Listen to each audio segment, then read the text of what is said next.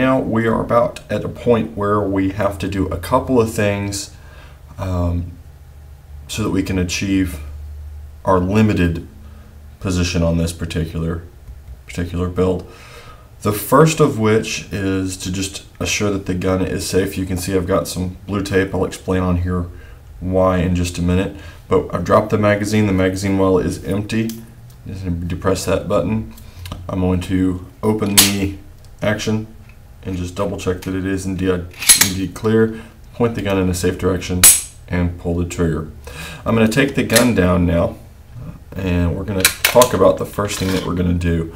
The blue tape that you see here is actually a stencil of sorts, if you will, so that we can stipple this particular grip, and we'll talk about that here in just a minute, and why the blue tape is there, and we're not just going haphazardly stippling. But one of the things that we need to do is we need to remove the magazine release button.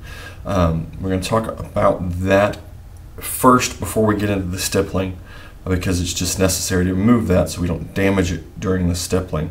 If you've never taken down a Glock and taken the magazine release out, it's fairly a simple process.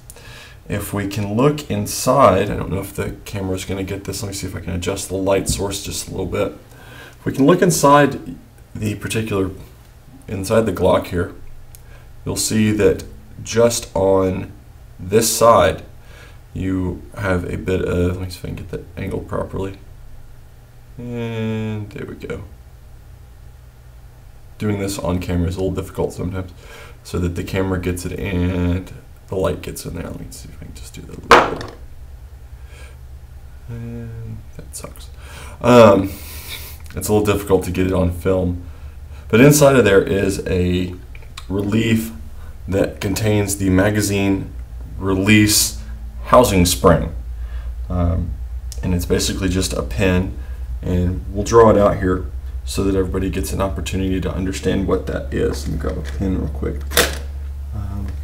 I'll draw it on the bench here with my black marker.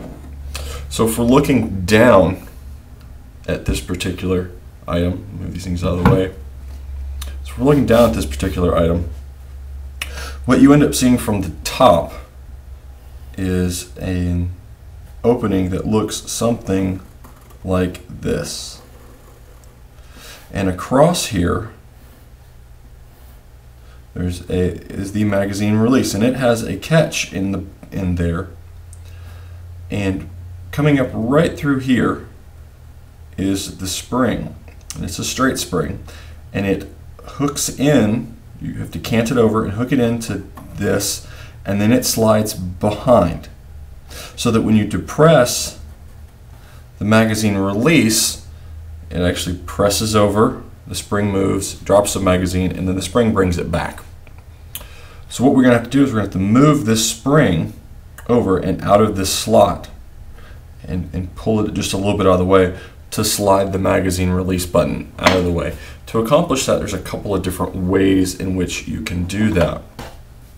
The first of which is you can use a punch, or you can use a screwdriver, or if none of those are working and you've really kind of manhandle it, you can use needing those pliers. This would absolutely be my last resort. So I'm going to take a moment, and I'm just going to make sure my light is adjusted.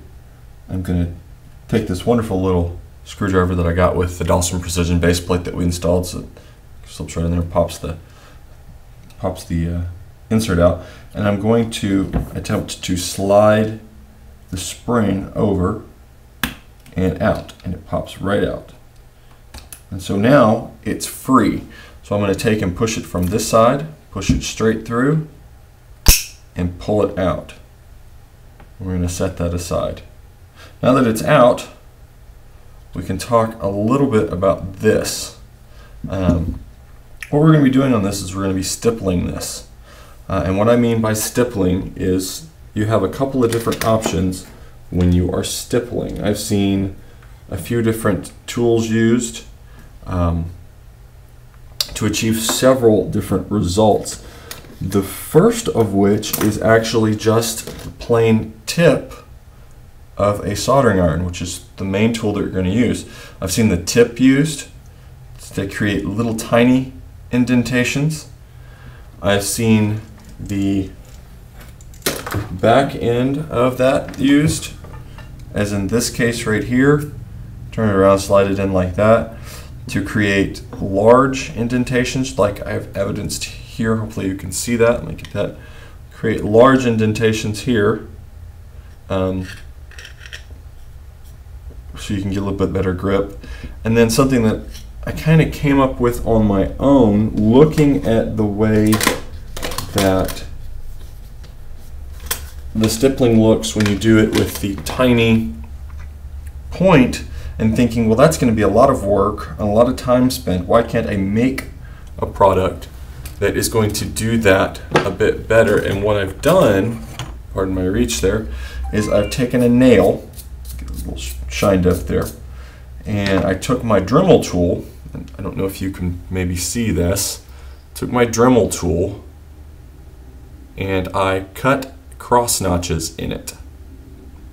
And I did that so that when I go in to use the soldering iron on the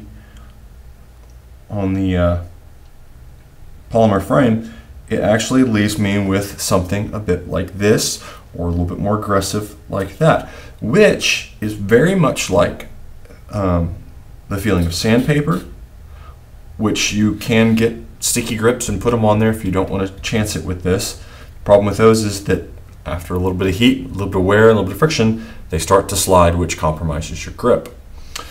I don't like the big round end because to me it's just as slick, and I don't think it looks as nice. So we're going to use the tool that I've made, and all you need to make this is a nail. I got a box of these galvanized steel nails from Home Depot for $3.87. A Dremel with a cutoff wheel and a bench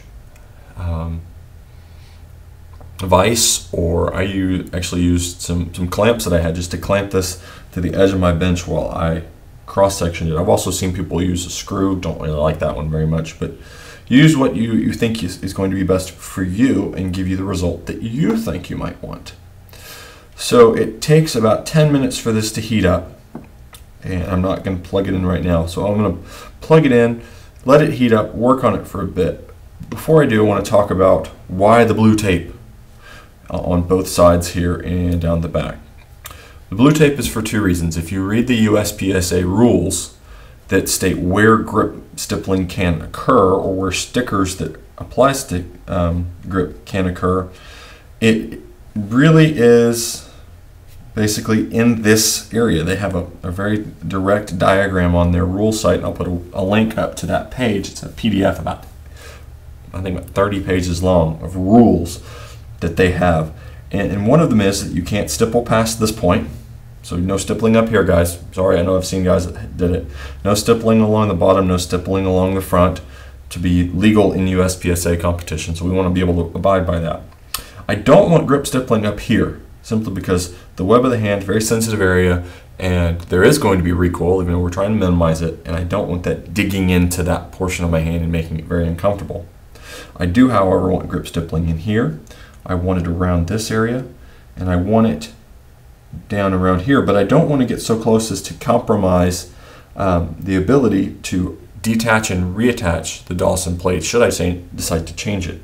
In addition to that, I want to make sure that I'm mindful about how much stippling I'm putting around this section as well as this section, and I've already covered up the holes for the trigger housing group, but I don't want to stipple over where my pin holes go because it's going to be very difficult to get that pin in and out. The reason that I want to be mindful about that is we want to be able to get either the factory or what I've chosen to go with, which is an SJ Customs magazine release button. And if I just remove this from its housing and just place it on top of the hole, you can understand basically the area that I'm looking at keeping stippling away from. My finger into there. So it's going to hold about like that. So we're going to need to be mindful about where that button is actually going to sit. so that the stippling doesn't interfere with the action of the magazine release. It's actually a nice little part, 38.97, I think, from SJ Customs. Ordered it, and 2 days later had it in house. I'm going to take some time and do this, take a little bit of a break from the video, come back, show you the results, and then go through a little bit of what it is I'm actually doing on here, because to do the entire grip in front of you is going to take some time. And I'm sure you don't want to sit there and watch it, and YouTube won't let me upload that much video. So we're going to come back here in a few minutes and show you what we got accomplished.